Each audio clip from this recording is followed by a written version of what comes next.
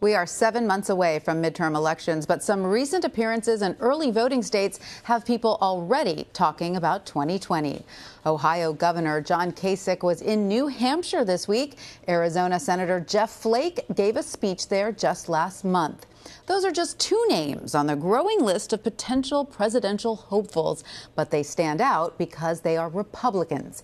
In a new commentary for CBSNews.com, Michael Graham writes, 3 times in the modern political era, incumbent presidents have faced serious challenges from inside their own parties.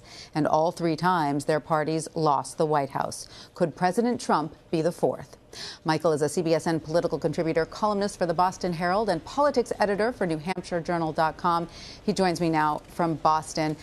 Thanks so much for being with us. So the 2020 race essentially starts the day after midterms. How much do the results of those races factor into whether a primary challenger may pop up? Oh, my naive friend. In New Hampshire, the race started the day after the last race. It's always 2020 in New Hampshire. It's an amazing place to be. But I think it's interesting. Jim Garrity at National Review, who covers these things for a conservative magazine, he pointed to that. The question would be for widespread Republican support. Could you have results in the midterms that are so bad that they cause rank and file Republicans to think, oh, my gosh, this Trump experiment is real. It's just too costly. It's too risky. We're losing too much. We need to make a change. The good news for President Trump is that he continues to hold Republican support. And if you think about it, he won with about 46% of the popular vote, ballpark figure. He has about 9 out of 10 of his supporters who are still with him. Well, that takes you to about 42%, which is where his national average is. But interestingly, in Iowa, Trump's numbers have plunged since he took office. And in New Hampshire, where he's never done really well, he lost it narrowly to Hillary. He's underwater by 11 points. And an interesting poll that I didn't get a chance to mention in this piece because it's a little bit older, middle of last year, about a quarter of all Republicans in New Hampshire said they wanted another Republican to vote for, and that's not good news for an incumbent president. Okay, so there's support in New Hampshire. There's not so much support in Iowa. Does the support for him necessarily translate into support for other Republican candidates? No, and that's, once again, that's kind of the question is, could you get the rank and file to leave? If you look at the challenges that I mentioned, LBJ was challenged by what was then kind of the fringe part of his party, the anti-war movement, kids, et cetera.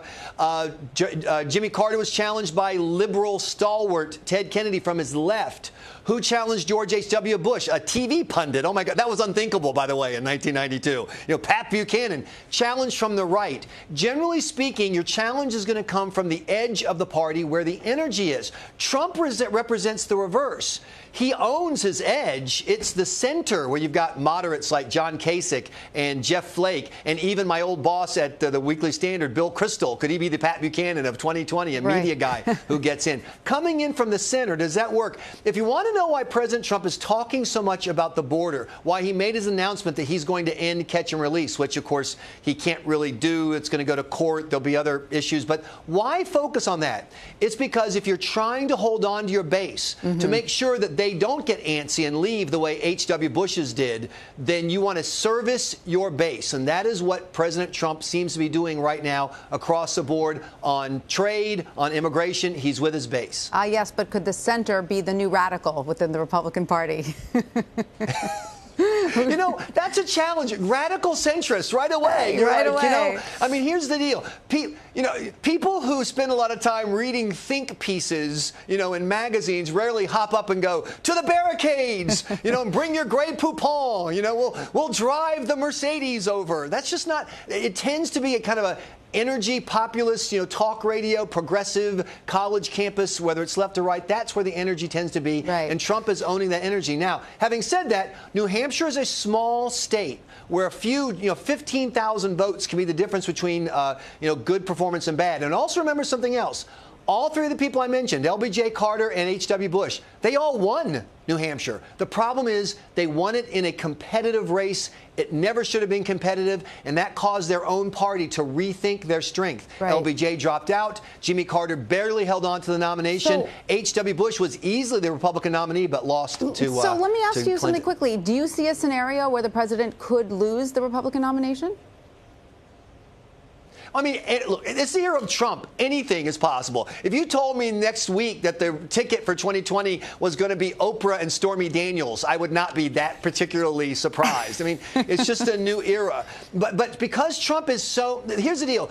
Every day, when I talk to my Republican friends, including Trump supporters, you spend your time as a Republican with Trump as president holding your breath. You just don't know how it's going to work out. And when you've got that kind of high-stakes, higher-wire act, a single slip can mean so much more than it would for kind of a traditional Republican or traditional Democrat who's going to make mistakes, win some, lose some. You know, it's almost the case that Trump can't afford a high-profile embarrassment. It could then cause the entire house of cards to come down. A ticket with Oprah and Stormy Daniels. That's something I've not yet heard before. Michael Graham in Boston. Thank you so much. Write it down. Put me in for $50. I am. I'm writing it down right now.